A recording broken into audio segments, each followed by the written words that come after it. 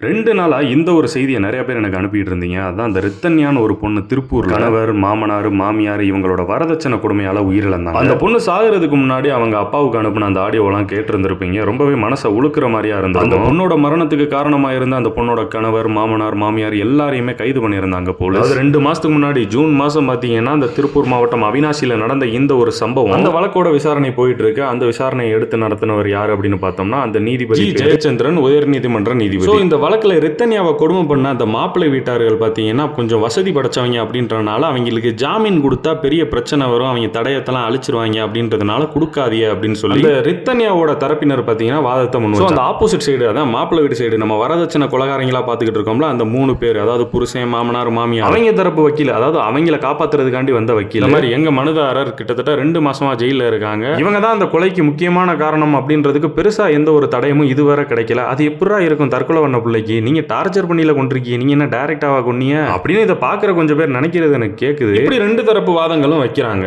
இதுல பாத்தீங்கன்னா அந்த நீதிபதி சொல்லிடுறாப்புல நிபந்தனை ஜாமீன் வழங்கப்பட உள்ளதா சொல்லிடுறாங்க. அவங்களுக்கு நிபந்தனை ஜாமீன் கொடுக்கறதுனால அவங்களுக்கு பாத்தீங்கன்னா அவங்கள்ட்ட பாஸ்போர்ட் இருந்துச்சுன்னா அதை ஒப்படைச்சிடணும், அப்படி இல்லைன்னா அதுக்கு உண்மையிலே பாஸ்போர்ட் இல்லைன்னு வெரிஃபை பண்ணி கையெழுத்து வாங்கிடணும். அவினாசி கோர்ட்டோட உத்தரவு இல்லாம ஊரை விட்டு வெளியே போக கூடாது, இந்த மாதிரி எல்லாம் கண்டிஷன் போட்டுருக்கு. இதான் கண்டிஷனல் பெயில், அதாவது நிபந்தனை ஜாமீன் அப்படின்னு சொல்லுவாங்க. இந்த மாதிரியான கேஸுக்கெல்லாம் இந்த மாதிரி கண்டிஷனல் பெயில் கிடைக்கும். ஆனா ஒரு பொதுமக்களா இங்க உட்கார்ந்து இருந்து பார்க்கும்போது அவங்க இந்த மாதிரி ஒரு கொடுமையை பண்ணிட்டு வெளியில வர்றாங்கன்னு நினைக்கும் போது நம்மளுக்கு காண்டாதான் ஆகும். என்ன பண்றது, அப்படி இருக்கு. அவங்க தான் தப்பு பண்ணிருக்காங்கன்னு தெரிஞ்சும் வேற வழி இல்லாம நம்மளுக்கு ஃபீஸ் வரணுன்றதுக்காண்டி அவங்களுக்கு வாதாட ஒரு ஆள் இருக்கும்போது இதெல்லாம் நடக்கிறது சகஜம் தானே.